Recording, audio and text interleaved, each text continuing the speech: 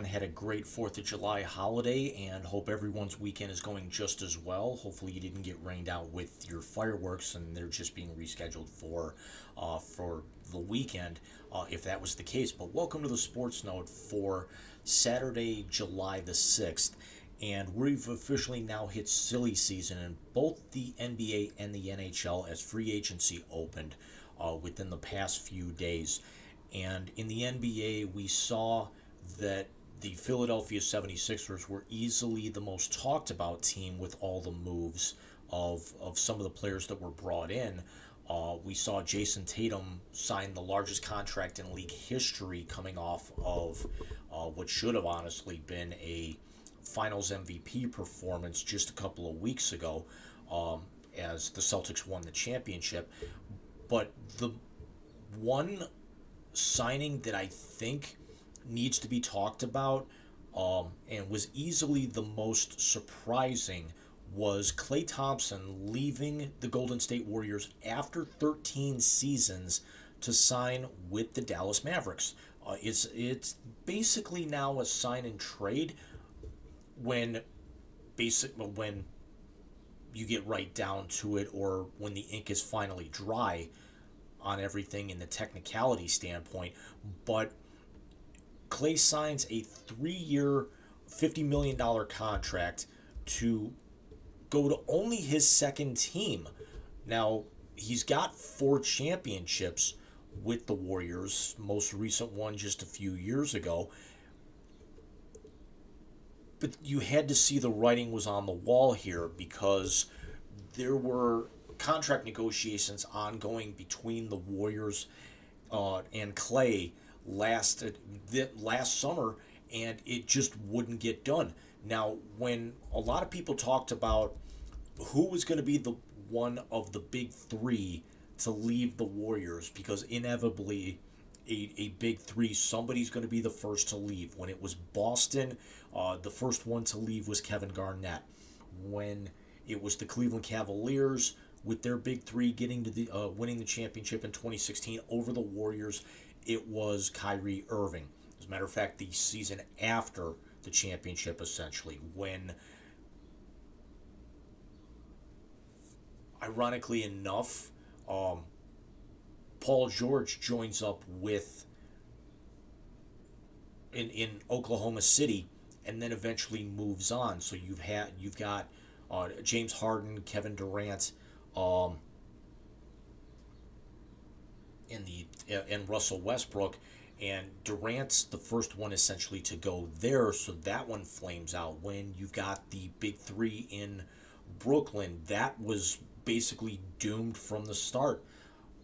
And now you've got the big four. You had the big four, I should say, in Los Angeles with the Clippers, and then Paul George moves over to Philadelphia, to where they've now got the new addition of a big three there with Joel Embiid, Tyrese Maxey, and now add Paul George into that equation.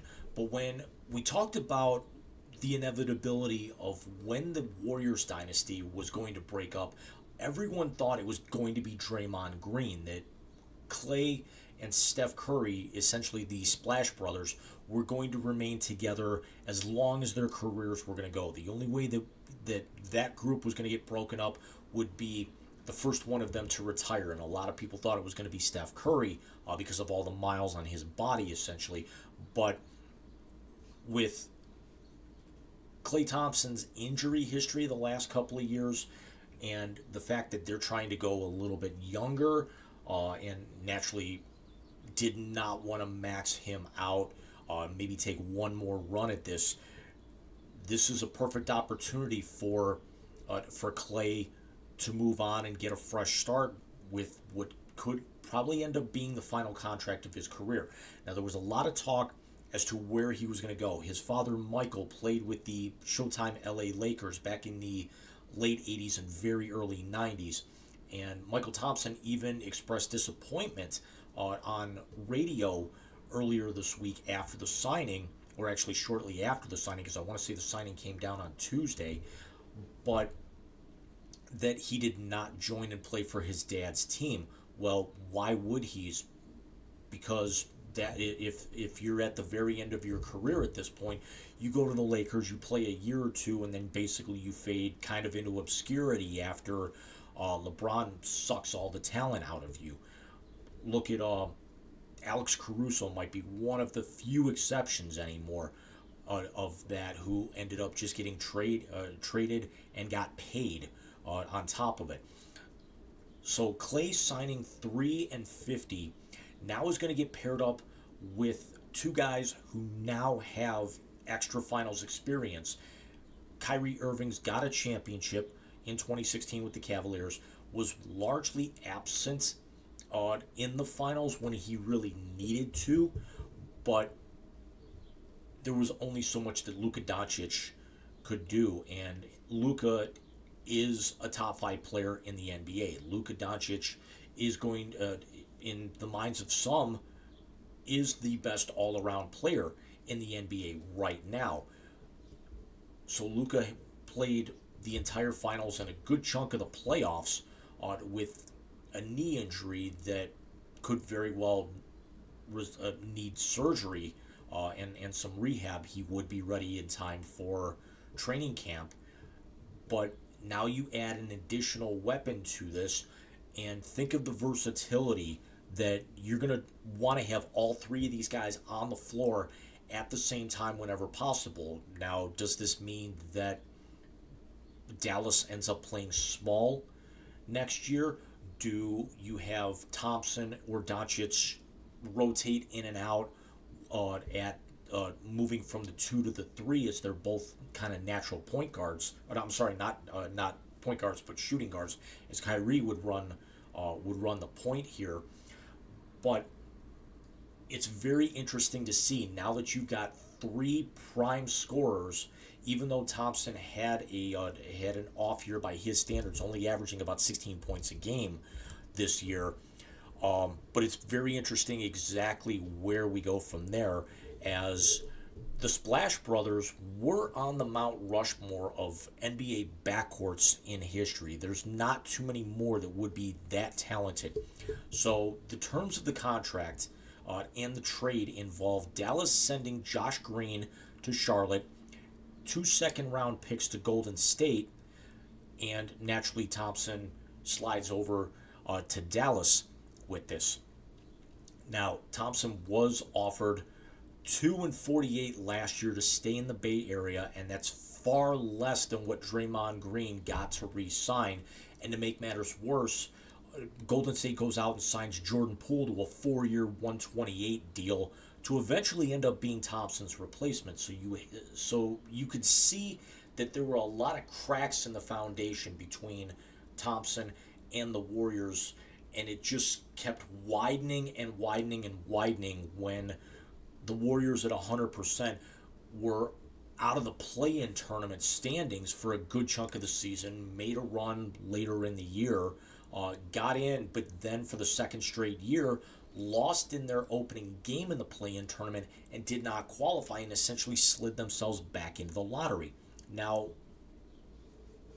the idea that Thompson does not bring value to the Mavericks team, to a Mavericks franchise capable of duplicating the same level of success next year, is absolutely ludicrous. But the case to be made is, what level of success is this going to be?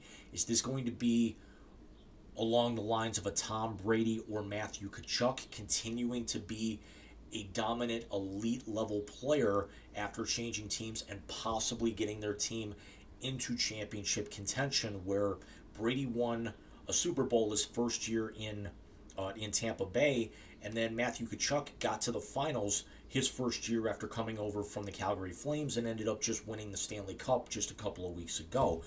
Or is this going to be something where you're going to see Klay Thompson continue to possibly struggle to his standards, fall back a little bit, and it would be more along the lines of like Michael Jordan during his time in Washington, Joe Montana in Kansas City? It just doesn't sit right seeing them finish their career elsewhere. Now, Klay Thompson is a 45% three-point shooter in his career, and he also has the sixth most three-pointers made in league history, and it's only because Steph Curry is probably gonna is in the top three in that list. He averages nearly 20 points a game for his career and is an 85% free throw shooter. So the points are going to come, but the other aspect is that he doesn't rebound. He only averages about 3.5 rebounds a game. He does not distribute. He averages about 2 assists per game. Kyrie Irving does both. Kyrie Irving averages over his career 6 rebounds and about 10 assists. It's 9.9. So Kyrie's averaging essentially a double-double. So this also means that Dallas has the potential to have the most talented backcourt in league history, regardless of what lineup they decide to play. Is this going to also be a situation where Thompson could end up being on the bench, kind of convert into a little bit of a sixth man? They rotate this in and out with load management.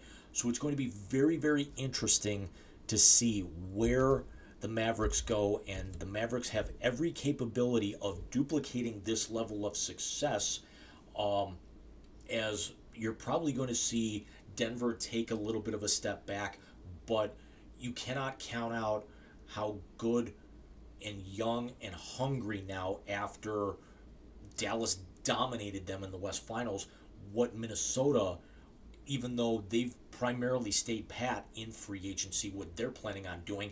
And then Oklahoma City, as loaded as they are, trading Josh Giddey for Alex Caruso. So it's just another high-level talent to that team that took the best record in the West after the regular season.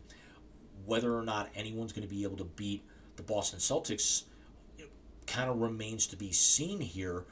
As Boston essentially has everybody intact, is Philadelphia going to be able to make that run to catch them? But Dallas has every tool and every position essentially filled right now. You've got your 3 stars, and you've got some very good mid-level type guys, or guys who are right on the cusp of actually possibly, like a PJ Washington, maybe getting right there to make them a big 4. So it's going to be very interesting to see where Jason Kidd expands on this roster for next season. So let me know what you guys think. Is Clay your number 1 free agent signing? Was it Paul George? In terms of somebody who switched teams, who do you think was the best re-signing? Was it Franz Wagner? Was it Jason Tatum? Was it Tyrese Maxey? So Mike and I will be with you guys with the Wise Guys every Saturday night, and I will have another special Sports Note coming up here, possibly this weekend or very early next, with some history made in the NHL. So take care.